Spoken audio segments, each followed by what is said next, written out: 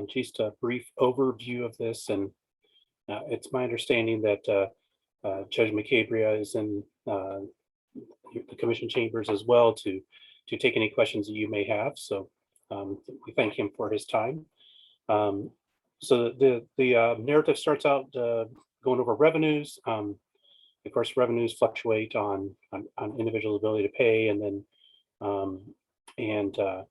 the library reimburses Douglas County for the costs of the library manager. Then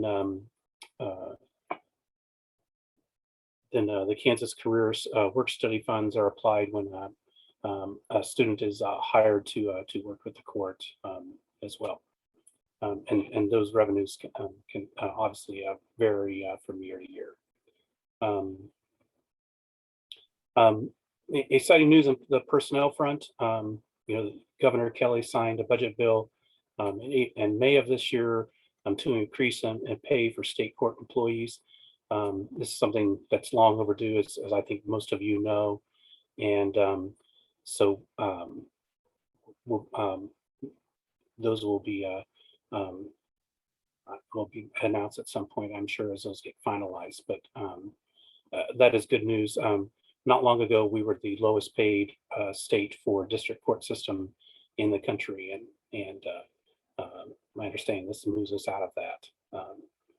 Still work to be done though, and so I'm just a side point there for advocacy for continuing to fund our state court system. Then for jury fees and travel, we do have a significant backlog of jury trials. I think, as most of you have heard of us talk about in other conversations, and also, of course, there's increase for need for health and safety precautions due to the pandemic, and so those are reflected in the request. And then, of course, then additional to that is going to be our contract costs for reporters and transcription fees will increase as well, with having more trials this year due to us trying to catch up from 2020. And same is true for interpreting services, and then they're anticipating a slight increase in cost for juvenile panel attorneys, and due to the need for guardian ad litems, I'll let Judge answer any questions you may have about that if you do. And then, of course, along with a lot of this too is then the additional costs for microfilming costs to the court as well. Commodities, no expected change. Capital outlay, no expected change, and they're reporting no transfers or miscellaneous at this time. So with that, I will turn it over to the commissioners for any comments or questions that you may have, and we'll, if Sarah or I cannot answer those, of course, we'll give them to Judge McCabria to address those needs. Are there any questions on the district court-based budget? I just had one basic question, was about transcripts. I was surprised to see that there was a cost with that, only because I thought transcripts were paid for, but like that they were contracted by the court reporters to create those. So I was just curious about clarification, because I kind of thought transcripts could be a revenue source, but I was mistaken clearly.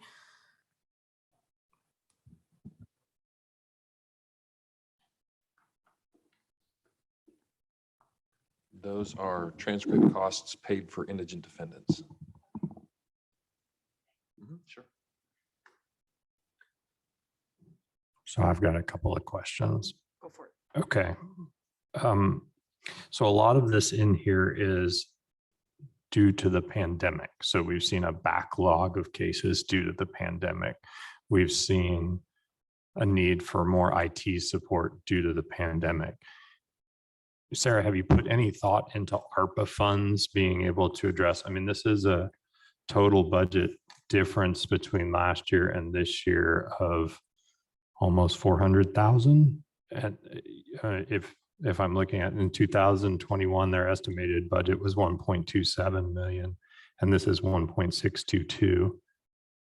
If I'm looking on page 12 of our budget, that's a 13% increase according to the spreadsheet. My question is, it seems like it might be a good place to use some one-time money or some ARPA funds to address the pandemic. I don't has any thought been put into that? It just seems like a good opportunity. I mean, it's something we could explore if that's what the commission would want to, but it would not be ongoing funding. So, my understanding of particularly the district court personnel costs, those are ongoing costs. So I don't know, maybe we were overly generous with saying the pandemic was responsible for everything, but the increase in the administrative services budget would be ongoing. I'm sorry, as their personnel budget would be ongoing. So if there were pieces we wanted to take out that we thought we could just pay for one time, I think we could use ARPA funds for that. But I'm not sure. My assumption is some of these costs wouldn't be needed, or expenses would be needed ongoing. So not to put Linda on the spot, I think she can give us some more numbers, but I can tell you that through a variety of grants through 2020, upgrades to all of the courtrooms, technology upgrades, investments in software, those have happened outside of money that we had in our budget. Right. And so to address part of what Sarah said going forward, the pandemic had its good and its bad. The one good is it pushed the courts into the 21st century, if I can sort of address it in a cliche sort of way, by which I mean the use of technology to make it easier for clients, both in civil and criminal cases, to appear, for attorneys who represent those clients to appear, to address substantively lots of legal arguments that one time would have required everybody to travel and spend a day. So our ability to do that, quite frankly, I can only give you sort of my impressions because I don't have the hard numbers from other districts. But when I look at our backlog of cases, it's because we were able to get the technology in place so quickly. We will resolve our criminal backlog by September. Other districts I've heard are looking at months past that. So, but it was because we were able to because we have 2 programmers, we're asking for a 3rd, because that's going to be something that, now that we've made that investment, continues to be a need in the future, to have people who can run the equipment and continue to expand it and make those recommendations. So I don't know if that's sort of big picture answers, or if we need to get more detail. I feel like I can have Or Commissioner Kelly. So I show that if you take personnel out, federal grants. increase budget over last year is $156,000. Of that, 65,000 is the transfer from legal defense from criminal justice services to their budget. So I don't really feel like that's a transfer. Right. So it would be the amount below that, but it would. Can I also say? So you that need I to be on a think- microphone, Linda, if you're going to speak. So. And Commissioner Kelly, I think also if you would look on the 2021 estimated budget, there's a federal grant of almost 300,000, and that significantly decreased the total amount at the end. And I think that may be part of what the discrepancy is that you're looking at for such a significant difference. I'm just looking for a place to spend ARPA funds, to be honest with you, so we can reduce, and because that's the point of ARPA funds, is that that the pandemic has had an impact upon governmental services that needs to be addressed with federal dollars. How we figure that out, I don't know. I'm just looking to make sure that we're going to have a lot of money there. And I'm sure we'll have a lot of places to spend it, but I'm looking for a way to reduce the impact of COVID and our pandemic upon our taxpayers by using these federal funds. So I'm sure there's a way we can explain it away. I'm just asking us to maybe look at a little different mindset, like how can we use these dollars? And so if we have a backlog, I'm excited to hear that will be gone by September, but the requests in here that I see are due to a backlog. So I'm trying to equate that in my mind. Maybe I'm missing something. This is Commissioner Portillo. I think a big part of how I read this was that some of this was caused by the pandemic, but it has fundamentally shifted the way that we run our courts. And that's going to be a shift that we hopefully can embrace long-term. That does make the one-time ARPA funds a really difficult space to think about these long-term increased expenses. So show me your $293,000 figure. I mean, Commissioner Kelly, that's something we could certainly look at and take offline and sort of explore. You know, I would say that I felt, at least from what I saw here, that there were some requests from the court that were ongoing. If Linda and Judge McCabria were able to determine if some of those costs would be one time, you know, but like juvenile panel attorney went from 295 in 2021, and the requested amount for 2022 is 341,000. So that's up, you know, almost $50,000. If the intent is that that's what's going to be needed ongoing, I don't think it's a good match for ARPA funds. But if it's not, if it's about trying to get a backlog and then we can move back down to 295 ongoing, then I do think that's something we could look at. And honestly, I know this doesn't help you if you're trying to reduce the budget right now, but that is something we could continue to look at as we go. Linda, so my specific question about juvenile panel Yes, I attorney, was just gonna add to can that you- because one of you the need to be on a microphone. Oh, sorry. One Sorry. of the things that I believe we have seen is, and why the judge asked for it, we asked for an increase, was that there are families who are still very much affected by COVID and may have been affected before, but are really coming before the court now and are needing extra services. So like a GAL, in order to make sure that the determinations for the children subject to the jurisdiction of the court are well-founded in having a representative, like a guardian ad litem for them. So those expenses have increased dramatically, I think, in the last year or two, and particularly exacerbated by COVID, I think. So do you think those will be sustained? I think that's the question that we're trying to get at is that the new normal, or is that just a blip? I know I'm asking you to get your crystal ball out, Well, and I'll make that analogy about 10 more times in the next 3 days. So what I would say is those services have been underfunded, and it's not a criticism of the past. It's a lot of things have shifted. 2020 showed us things that we needed to address in order to address the impact. And so to the GAL point, the request is going to allow us to expand the number of cases where we appoint people to represent the interests of the children. And we have traditionally handled that in a different way. We want to be able to change that focus and get that representation. So I can't tell you that I could point to COVID and say that shone that light, but I think that's more, a lot of things have come together and here we are. So I think I understand Linda's point on the $409,000 increase. 293,000 of that was federal grant money. The actual amount that we're asking the county to increase is around 116,000. Just to put that in perspective. yeah, correct. And so, and as you said, there's the transfer of just the attorney fee portions back into the district court budget from criminal justice services. So we see that as just a reason it got moved. We understand it was my request that it be back under because it's attorney fee issues.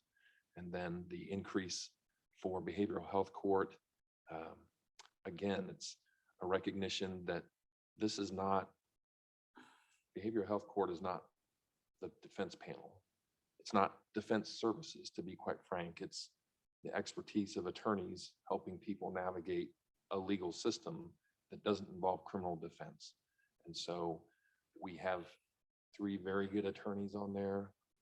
During the course of 2020, I heard, and into 2021, shouldn't say heard, I had conversations with some of those attorneys saying, you know, we're getting pressure from our firm, or we have other more lucrative things to go do. how do we want to respond to that? I guess is the question that I asked myself. And the response is we've got very good people doing this and we want to be able to incentivize them to stay. So part of the incentive that I plan to offer, if whether we get the increase or not, there's administrative costs because we require them to submit vouchers. Behavioral health court's been going long enough. We think it makes more sense to do it on a contract basis. So there's a cost savings to them in addition to the actual increase in fees that would be paid to them. Because the fees by themselves, I don't think we can, to be honest, we're not going to be competitive. So Judge, I know you're talking specifically about the supplemental request. Yes, sorry. Okay. Supplemental request. On that one, in my view, you have sufficient budget authority already to do those changes. I don't think you need the addition. I mean, I think there's significant room in that budget to make that change. I think it's more of an issue of how do we want to administer the behavioral health court and how that change happens. So I don't think, please, by not including that in the budget is not a reflection as to it's a good thing or a bad thing. It's just, feel like you've got sufficient budget room to make that change. Oh, I understand. Okay, It's yeah, part of the I just- supplemental request. I'm right. just- Right. I just I'm wanted here, to state I'm out, that yeah, no, and I for get the, it. for the crowd too. But then there's a larger question about that request. Do we have any other questions on the base budget though, maybe before we jump into the I would just, supplementals? this is going to be a broken record with me for the next 3 days. Anything you can do to see something that you think would be, and when we say one-time money, remember, we're not talking 1 year, we're talking multiple years. Anything that we think has raised itself up because of the pandemic and will recede in the next 3 years, if we can take advantage of that and identify that that might be ARPA funded, that's a good thing. Because what I want to make sure is that the federal government has said, local governments have been impacted by the pandemic. What we don't want to do is create a lot of new programs based on it that then we will then be asked to continue on 3 years from now. We need to be looking for those spots where, boy, this was an increased cost to us now because of the pandemic, and like jury, the increased jury fees I saw on there. I thought that was one that maybe would go up, but then would go down over time. So it's going to be a constant with me about like, let's see if we can use some of those federal funds to reduce the burden on our local taxpayers. So if you think of anything working with Sarah, I appreciate that. I appreciate that, Commissioner Kelly, and I think that's something we could try to explore if there's some specific areas, particularly in district court. I think the hard part will be just, how do we reflect it in terms of the budget? So, I think while we're here, that's what's valuable for this conversation is that if we were to say that perhaps, 50,000, 100,000 of that increase, could be paid for with ARPA funds as opposed to mill levy tax support, and then we could figure out how that works. That could be sustained into multiple, at least a year or two. And then we would have a better sense of what life looks like on the other side. So I made a note of that. And I think that's something that we can continue to talk about as we go through this process, but thank you. If we're ready to talk about supplemental. Yes. This is Commissioner Portillo. I do have a question about that behavioral health court piece. As our district attorney is moving towards, and it sounds like criminal justice services is moving towards the potential of folks moving between different alternatives to incarceration, enhanced diversion, drug court, behavioral health court, it does seem like we need a different approach to how we handle kind of the defense attorney side of these things overall. And I hear what you're saying. This is not something where we're going to have a capitalist solution and be kind of market driven, because these are not market driven levels of resources that we have here. So would the court be open to kind of approaching this from an institutional perspective? So I want to parse what you said just a little bit, because I was 100% with you when we're looking at alternatives to what I will call traditional prosecution routes. In my mind, that is a very different skill set and a very different approach, certainly, than defending a criminal case. And so do I think there is value in a different approach to that? 100%, because those programs aren't focused on an advocacy-based model, they're focused on a cooperative model. And then when you said, when things go wrong, is what I thought I heard you say. If things go No. wrong, then, and you're out of the program and you're back into criminal defense work. Oh, no, no, no, Oh, no, okay. no. No, then I that's not. misunderstood. No, that's not what I'm saying. What we do have is that we have the same judges who are running behavioral health court and drug court as regular criminal dockets. And we have the same prosecutor's office that's running alternatives and prosecuting. Mhm. And so I do think that we have to have defense attorneys who are moving between those skill sets of advocacy and cooperation. I do think that, I mean, this is something I've studied extensively. We are moving between very different institutional models when we're saying we want folks who work collaboratively versus we want folks who work in an adversarial mindset. But we have the same institutional players who are part of the prosecution and the court. We have different individuals moving between behavioral health court, drug court, enhanced diversion. So if we have an institutional model to the defense piece, we can have that same kind of more equal approach to the prosecution. So it's not just for when things go poorly, it's also just how these programs run.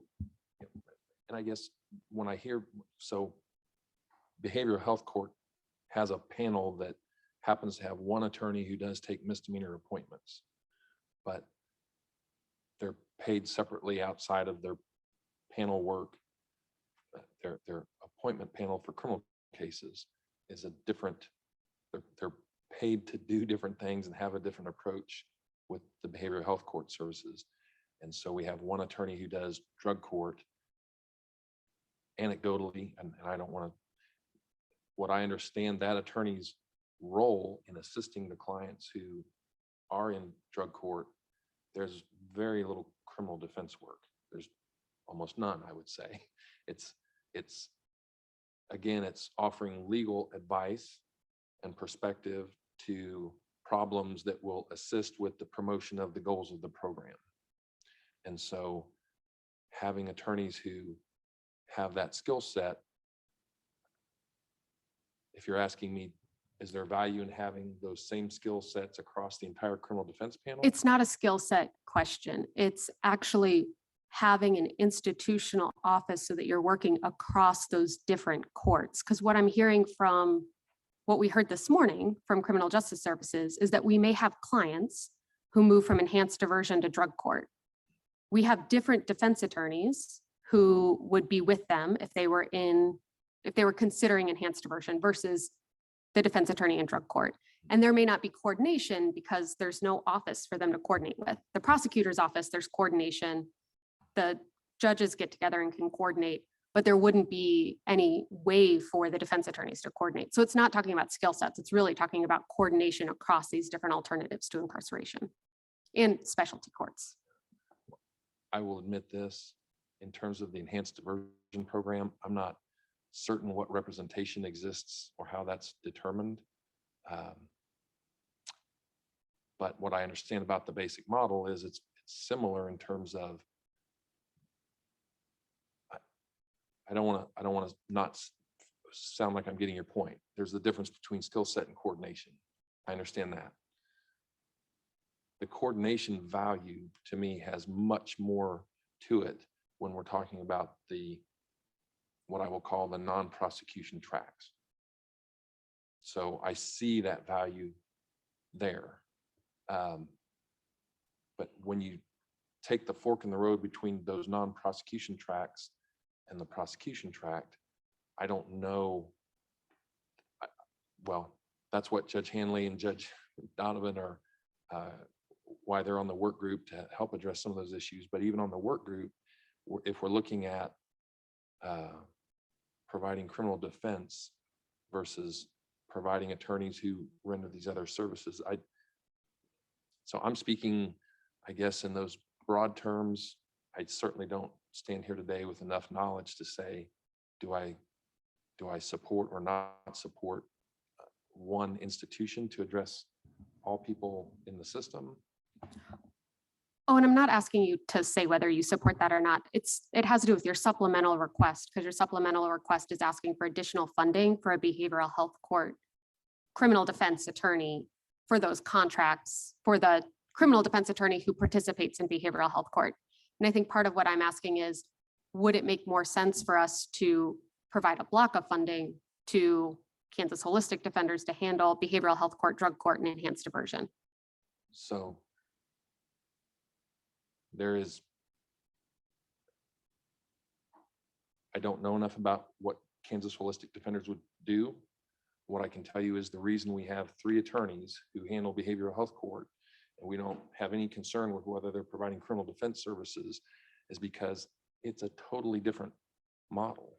And so if you're asking me for one group to do everything, I don't know enough to give you information on that. I think that my concern is that while it's a totally different model, if someone is exited from that model, Somebody what? if someone's exited from that model, so if they fail out of one of our specialty courts, then they do have a criminal case that they still have to deal with. And so they still need advocacy from a criminal defense attorney. Right? That's not going to be the same person who was representing them in one of the specialty courts. I hear that. I think there's also potential movement between these specialty courts, which is what we're hearing from the district attorney's office and the criminal justice services, that someone may move from enhanced diversion to a specialty court. So it's not just a kind of on-off switch of, I guess what I would say about the behavioral health court approach is those attorneys are, I mean, in talking to them and talking to Judge Picorni, it is almost a 24/7 sort of appointment. These people can call you on weekends, they call you after hours, they call you all sorts of problems. The relationships that the behavioral health court attorneys have with the service providers is beyond anything that would make that I'm trying to that I can understand value of having that same relationship once it goes from non-prosecution to prosecution. so how do those 3 attorneys coordinate kind of professional development amongst themselves? They are constantly in contact with it. It is almost a institution of its own. I mean, these are attorneys who are constantly consulting with each other about what services do you know about?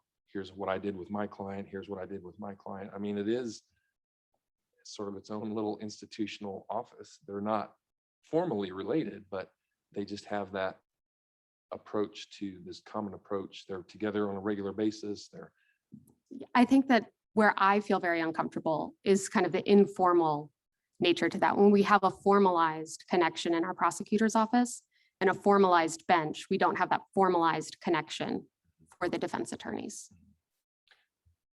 they're not defense attorneys, I guess is the only thing I would say.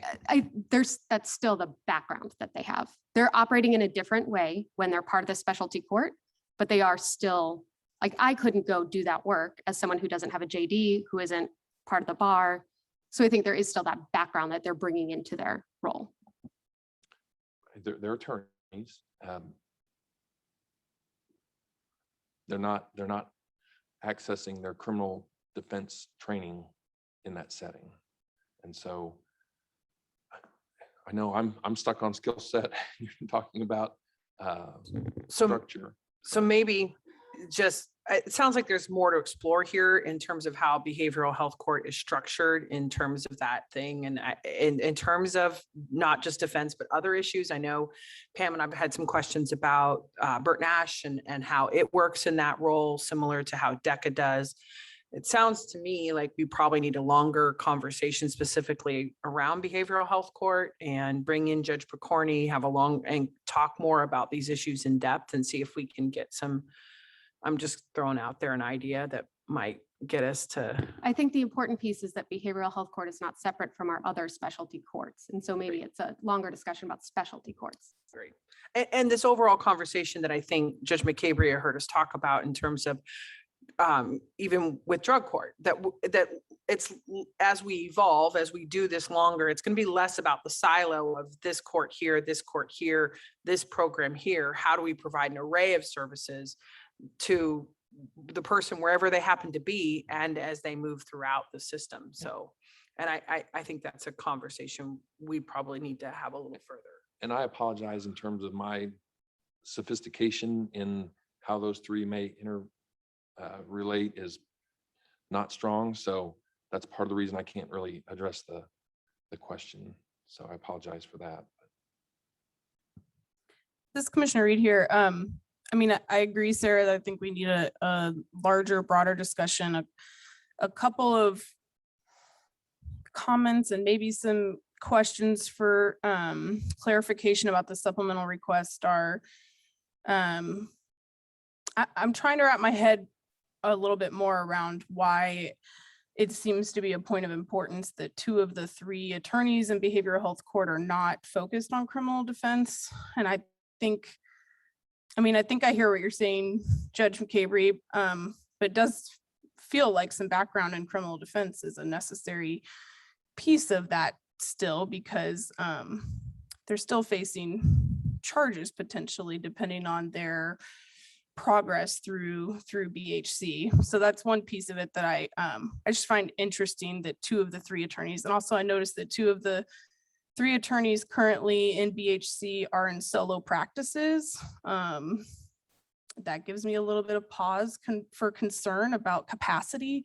And to hear you talk about it being described sometimes as sort of a 24-hour gig, more or less, and that they're available in all these, I guess, non-traditional ways for attorneys and client relationships. So thinking about what those solo practitioners are carrying and weigh and trying to weigh out day to day without perhaps a support staff that one of the attorneys has in a larger law office, which also presents things like pressures to move away from this work, but seek something more lucrative. So those are some of the questions that I'm not really seeking answers to, but I think that are bumping around in my head. And then also curious about, and maybe I just missed it or don't know the average number, current number of participants in behavioral health court. And wondering about, I'm thinking about the 9 people that I know are currently in drug court who are receiving legal defense assistance from one attorney that I've so far in this 1-year pilot have heard a lot of great feedback about how helpful that has been in all these collateral legal issues. So wondering why drug court is 1 attorney versus 3 attorneys for behavioral health court. And maybe that's just because BHC is seeing a significant number of people comparatively. I have some of those same questions. I don't Okay. know how drug court, and that person just walked into the courtroom who does the drug court attorney role. It boils down to the different, when you're dealing with people in behavioral health court, I think the spectrum of services and the spectrum of needs tends to be more individualized. There's sort of, and every case is its own, but Mr. Loomis can certainly probably give us a better picture than I can standing here, but it's many collateral issues, as it's been explained to me, that the attorney in drug court is helping the person manage, collateral to the central focus of, if we address the drug issue, what other aspects of your life do we need to be able to address from a legal perspective? And that's, the legal perspective is one part of the many parts that need to be addressed, the many services that are being offered. Whereas in behavioral health court, the person's needs for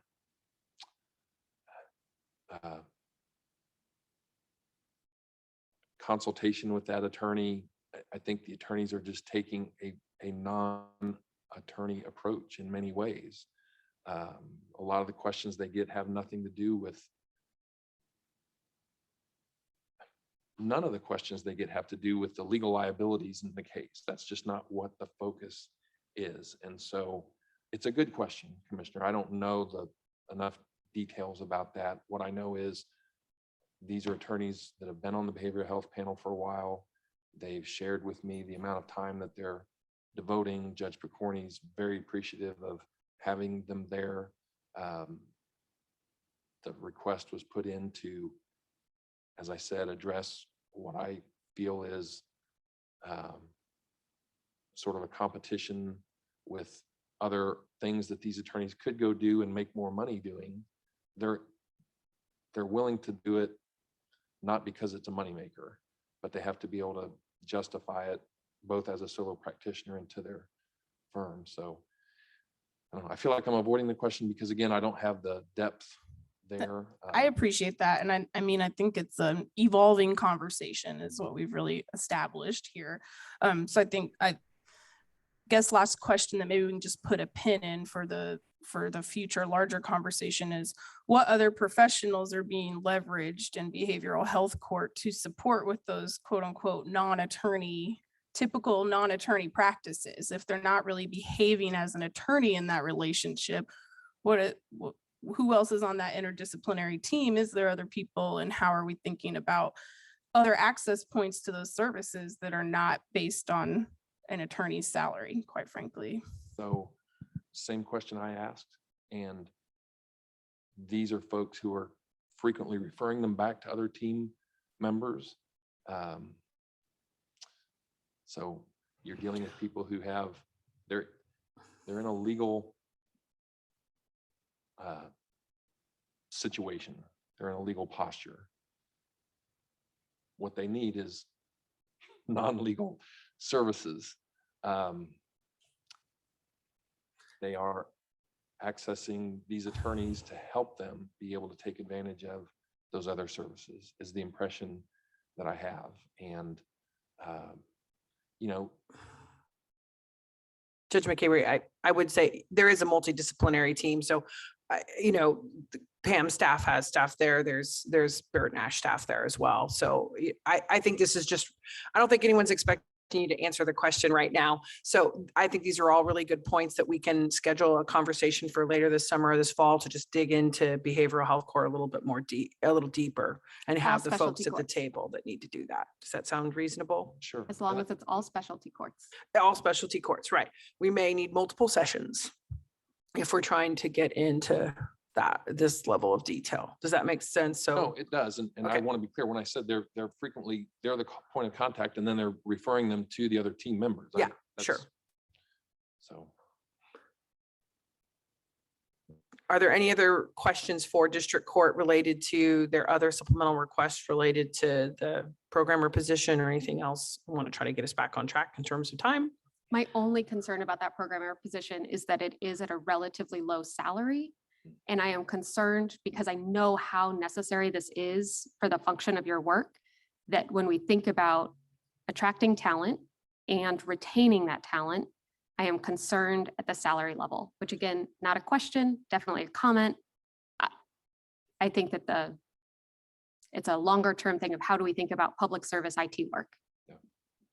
I frankly wasn't sure how we came up with the number, but when I saw it, I sort of thought the same thing. So the need is not in question. It's, The positions are paid on the state pay scale. Okay. So that's the quick answer. I recognize this is not something that we can solve, but Well, I think there's I think there are a lot of other conversations we could have. Some district courts don't necessarily follow the state pay scale for all their county funded positions. So I think it's something that we could definitely discuss in the future if that was an issue. opening up a big topic there, but. Yeah, that's a big old box of Pandora's. That's our box, job. Yeah, Okay, great. thank you. All right, thank you all. Mike, do you want to start by moving us to the sheriff's budget and give us a brief overview? And then I know the sheriff is here and the undersheriff as well, if there's specific questions about their supplemental requests. This is Mike Barr. Thank you, Sarah. We'll move on to the sheriff. This is in your budget narrative summary. This is page number 30. And so the sheriff's is broken down into operations and into jail. And so we'll go through the operations section first. The limited revenues that come into the sheriff's office are typically for working overtime at special events or federal grant reimbursement for the Kansas Department of Transportation. Personnel, there is a request to add a full-time FTE equal 68.28, which is so So the IT positions, 40%, 6 IT positions, which will be budgeted for 40% operations, 40% jail, and 20% emergency communications. And then 4 training positions budgeted 50% for operations, 50% for jail. And then total part-time, no benefits FTE is 5.6, which is 14 positions at 0.40. So contractual obligations, there is some specific changes in equipment rental for body cameras, has an annual lease to that contract. And then you see the budget line there, 60815. And then software maintenance, 60955, there's an increase in annual software maintenance agreements and software purchases. Commodities, no significant changes. Capital outlay, no significant outlay items, but there is a budgeted transfer to equipment reserve. Transportation miscellaneous, or transfers and miscellaneous. So transferring money to the equipment reserve there is spoke about as that is $217,000. In the IT equipment reserve, which is, so this includes the IT equipment reserve, which is $97,000 for such things as mobile data computers and car video cameras, investigation equipment, network equipment, and of course, your normal replacement of computers, printers, and our security system equipment. Then also from the vehicle equipment reserve to $120,000. This would be for replacement of 3 vehicles, and then the additional vehicle replacements will be done with the existing funds. So, any questions on the operations budget for the sheriff's office?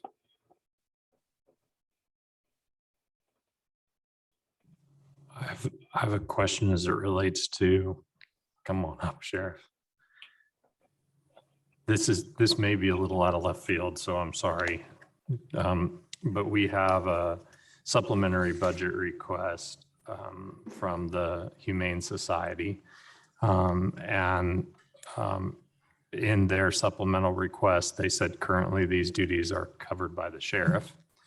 Now they wouldn't be. How have you worked that budget savings into your budget?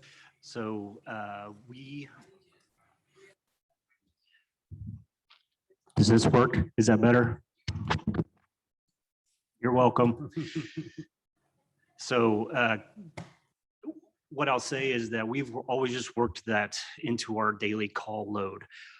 The call load for animal calls is relatively low. I will say that it is increased incrementally over the years, just with what I like to say is the urbanization of our county with more residents. However, there's really not as much of an impact on our time when it comes to handling the calls as so much as it was the time that was taking afterwards to follow up, make sure all these things were done. So it's really, I have not figured that in, and we're welcome to explore that more deeply, but I don't see that I'm gaining a whole lot. Because we're already too busy. so they're only going to be busy doing something different other than dog calls now. So Or reindeer calls, I guess. Yes. Yeah. And I applaud the Humane Society for taking this on, because it's a huge weight off of us, because it's just something we're not trained to do. Okay, thanks.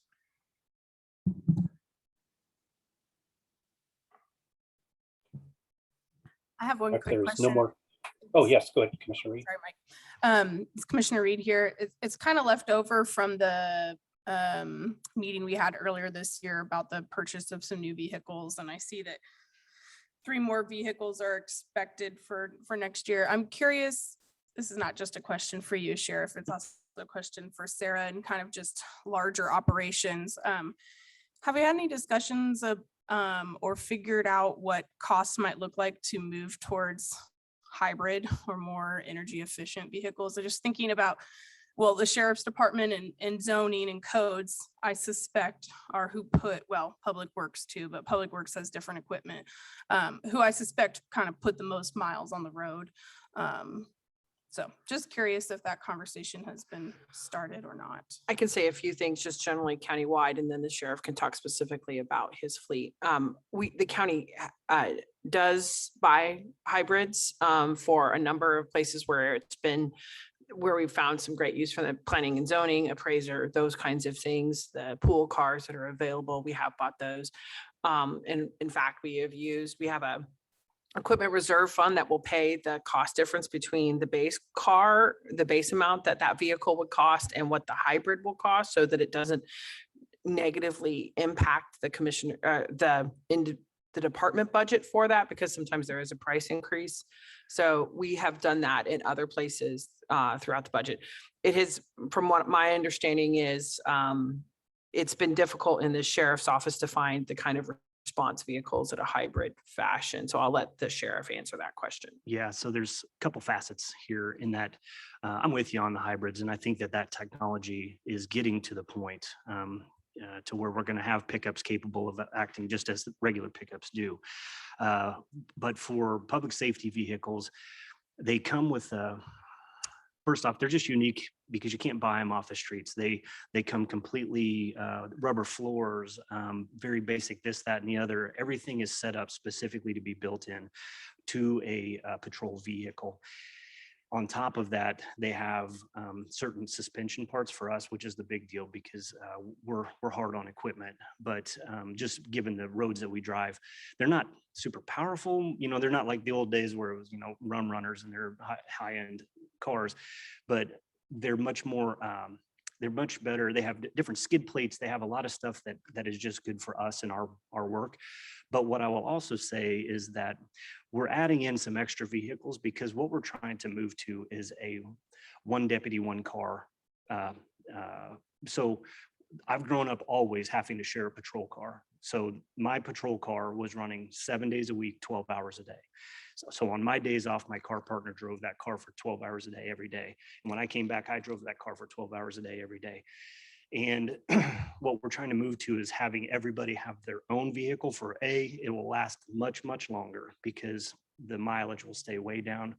And let's face it, you take better care of your stuff when you don't have to hand it off and it's not just a pool car. You take a lot more pride in what you have.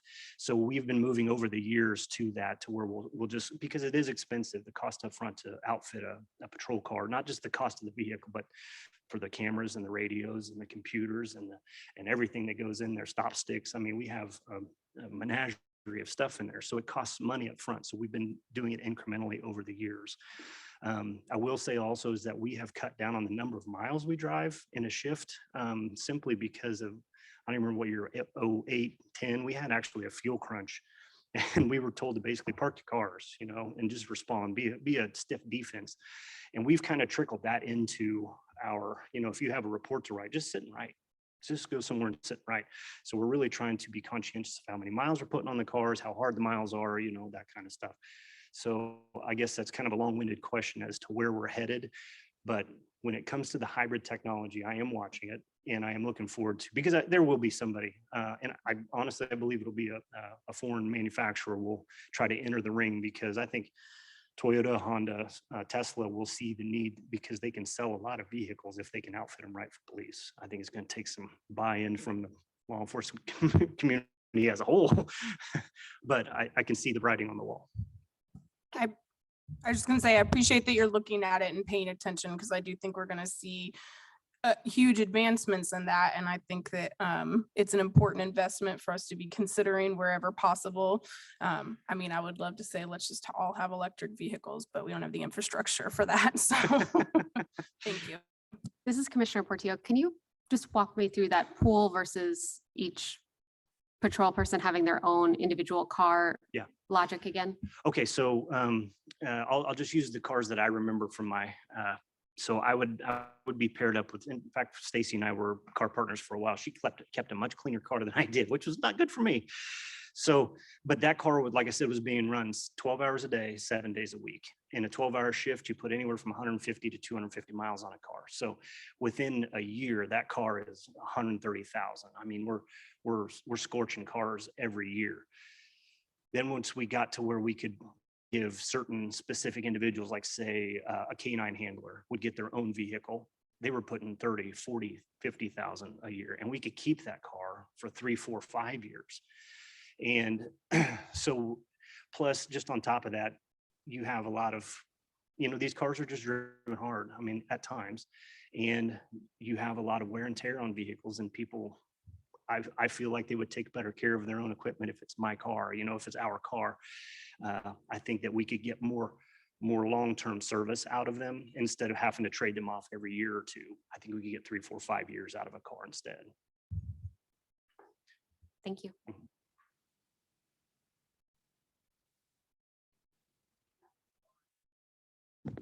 Mike, I think we can move on to the jail budget. Thank you, Sarah. Commissioners, if you will, looking at the jail budget, this is page 31 of your budget narrative. And revenues primarily for the jail division, for corrections division, sheriff's office are from reimbursement from housing inmates for other municipalities and Kansas Department of Corrections. The personnel numbers you see there in addition are the ones that are being shared with operations for IT and training. And in a part-time position with no benefits, a total of 2.8 FTEs, which is actually 7 individuals at 0.4. Then significant changes to contractual agreements. The equipment rental is included there with the body cameras you saw there in operations and software maintenance. And then the out of the county prisoner care is going to be decreased for next year's budget. And then there is an increase in cost to professional medical services with advanced correctional health care of the service provider for our facility. No changes in commodities, no changes in capital outlay. And then the transfers you see down here below are a transfer of 48,000 to equipment reserve for the IT equipment there, just like similar to the operations side. So I will turn it over to the commissioners for questions for Sheriff Armbruster. Commissioner Reed, I have a couple questions. One, and this wasn't mentioned on the narrative necessarily, but in the revenues, the City of Lawrence, City of Baldwin, City of Eudora, but not City of Lecompton, it looks like, reimburses us for the daily cost of jail stays, right? So can you, since it's not on this spreadsheet, we just have a total number. Can you tell me what the difference in those daily rates are? Do you know them off the top of your head? I don't, because it is a bit of a fluid number. I want to say it is. The daily rate is the same for every entity. Oh, yes, yeah. Each If entity that's pays the same. question, everybody It's just pays too- the same It's rate. just too low. It's half of a bad number is my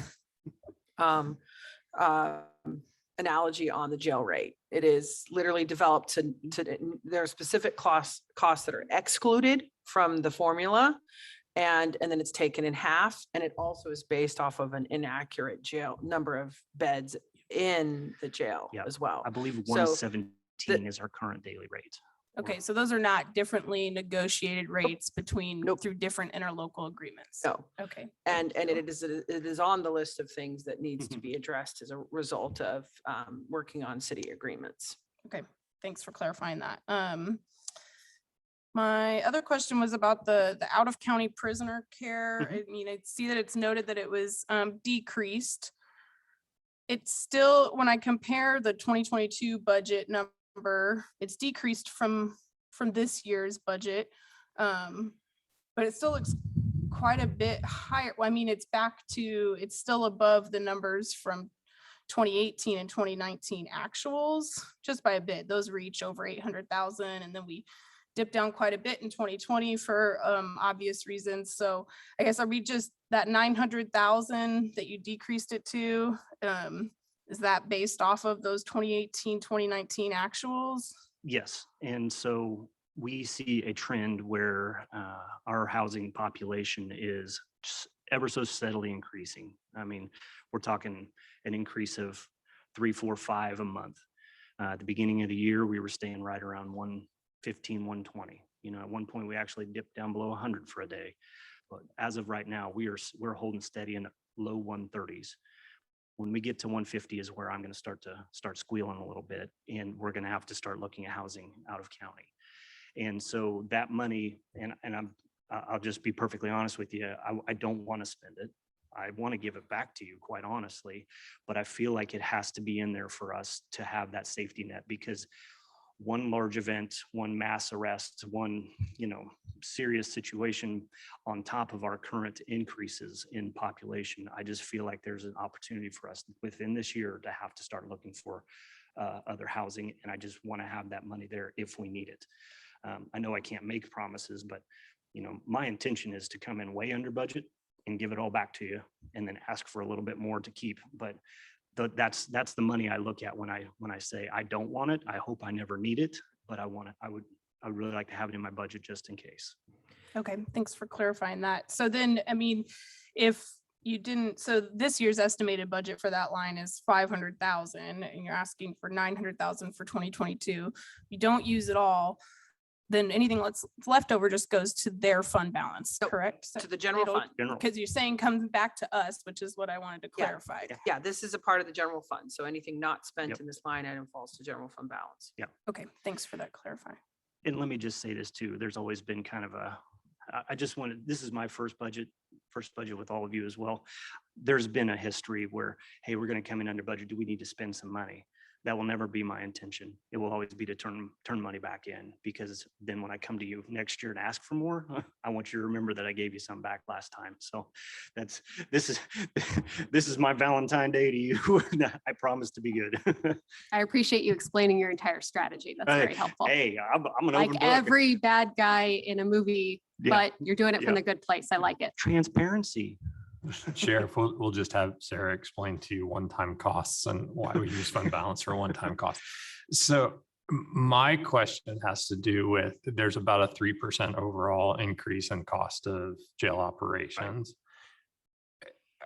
We just went through a long process with the city of Lawrence looking at Lawrence Douglas County Fire and Medical, and it sounds like, Sarah, that's on the list.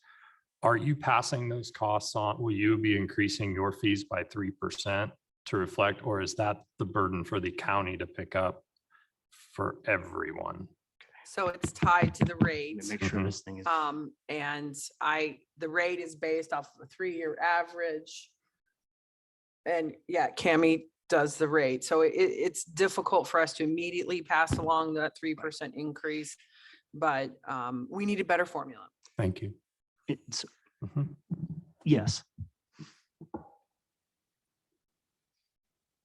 Questions on the base budget for the Sorry, jail. I do have one more question. The professional medical services, which is advanced correctional healthcare, can you tell us how long that contract has It's a been in place? 5-year.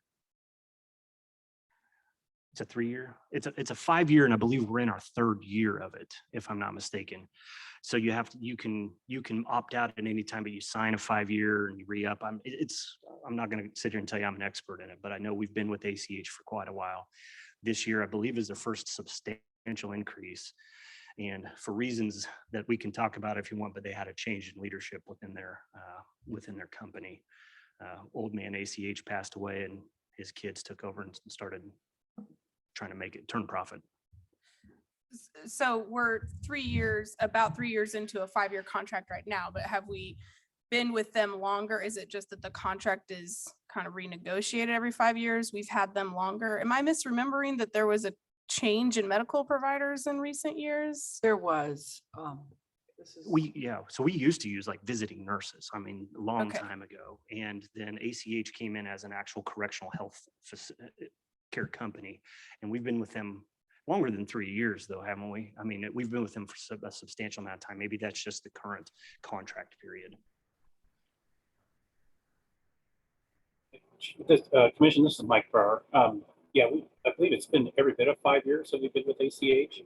And the reason for putting an RFP out to move from visiting nurses was visiting nurses simply just was not able to fill the need for 24/7 care at the facility.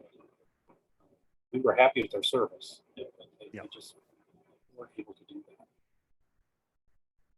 I think we can move on to their supplementals. I don't, Mike, if you want to review them quickly, if you could kind of give them an overview, and then the first two are included in the proposed budget. So, Mike. Sarah, let me get those pulled up here. 1 second. Or if you want to jump into it. I can't hear you, Mike. Sorry, can you hear me now? Yes. Oh, sorry. Yeah, let me get those pulled up here real quick. Folder moved on me. 1 second.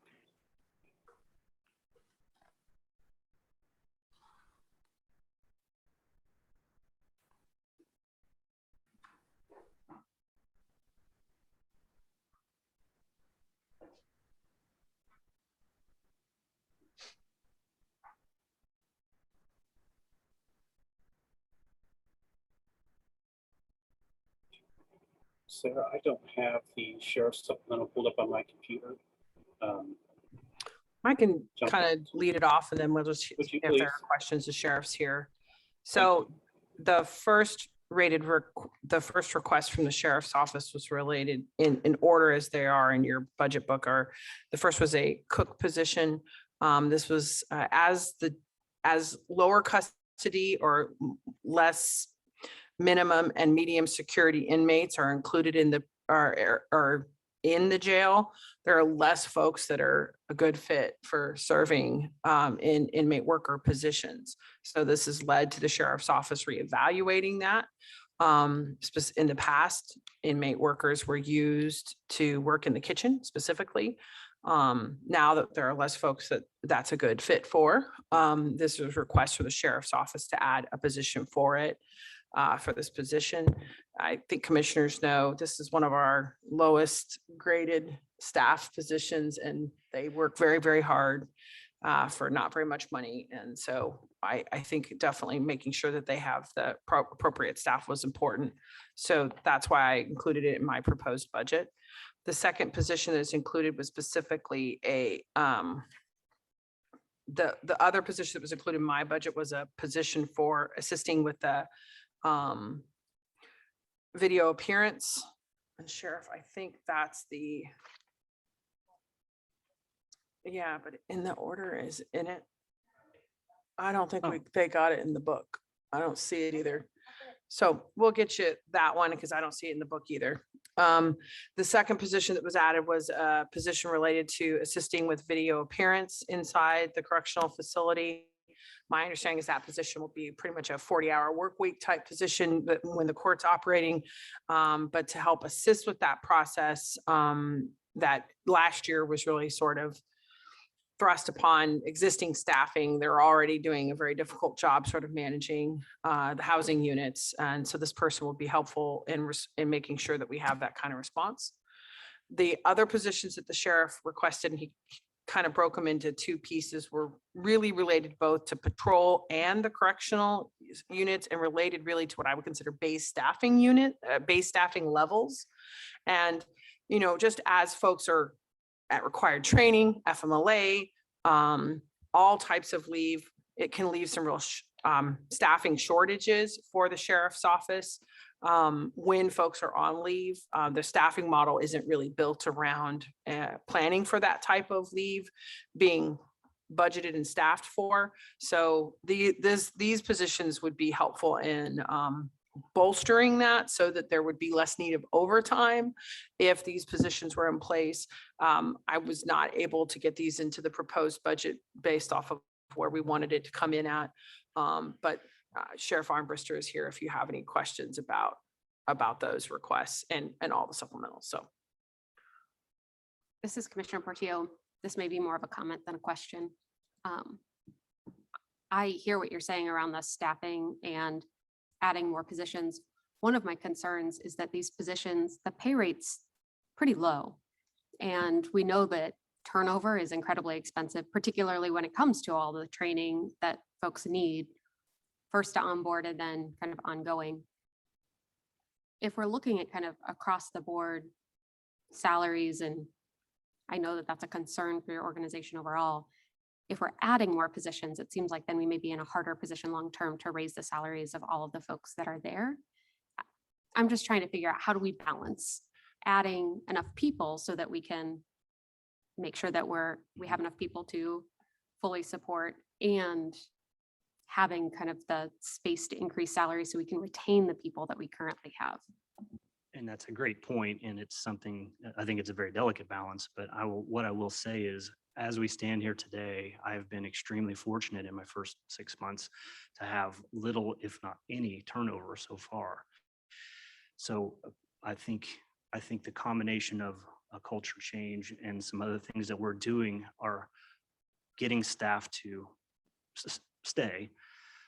I'd like to say that that is something we're going to continue to do, but I also hope to, at some point, come back to the commission and look at a study to see, because, you know, our neighbors to the east pay huge amounts of money to work in their jail, but yet we have people getting paid half of that, if not less than half, who are happier to be here.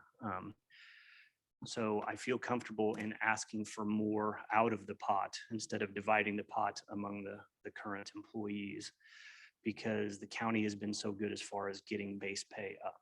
You know, you move up pretty quickly within our agency, and you can get to a standard of living that is what I couldn't go back to work for $16, $19 an hour.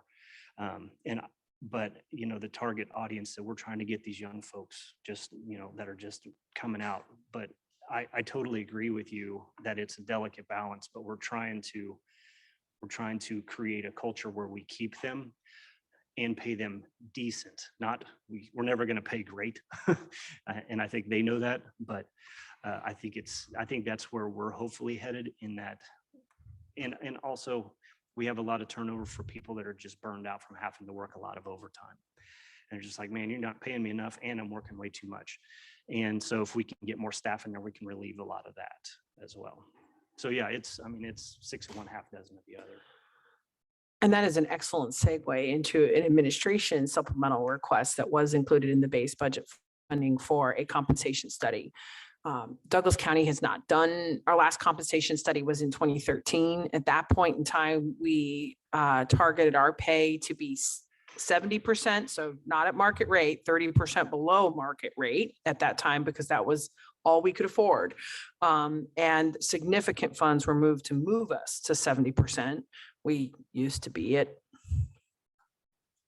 30%. So it was a significant amount of money to get us to that point. It is time for us to do that study again. The cost of that study is shown on your budget options.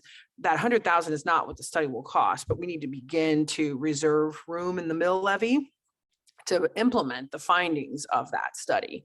And it will take a lot more than $100,000 in my estimation to bring us to market, but that would be something that we would look to start in 2022, is conduct that study, talk to the commissioners, department heads, elected officials about those pay rates, make sure we're getting good comparable organizations, and then bring that analysis to the commission and discuss how we can begin to fund that. But pay was a challenge pre-pandemic in this organization, and I am significantly concerned that it will continue to be so as we see this tightening job market.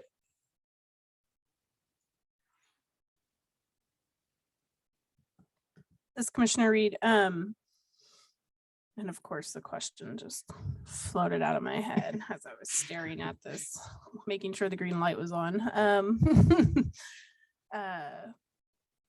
Yeah, I'm really sorry. I guess it wasn't that important.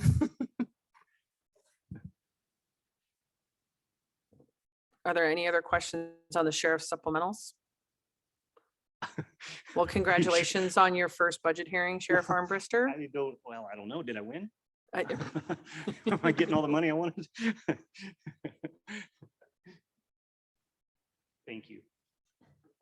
Commissioners, I was hoping to spend a little bit of time on administration today, but we've hit our noon date and I want to try to get you all out. If you have specific questions, we can, I don't know how much time you have. If you want, we could talk specifically about some of the other administration related requests that are in the budget.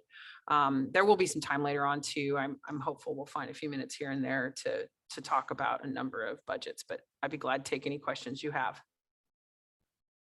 I would rather save some time in another day, so Okay. we give it its just time instead of trying to squeeze it in. Great. This We is can- Commissioner Portillo. I agree with that. I think it would make sense to maybe move that to Thursday where we have some time reserved. Yep, if we can. That's great. Let's do it. All right. Well, thank you all for your first day of budget hearings. It was great to have you all here and it was great to dig into some of the specific questions and we'll see everyone back here tomorrow morning at 9.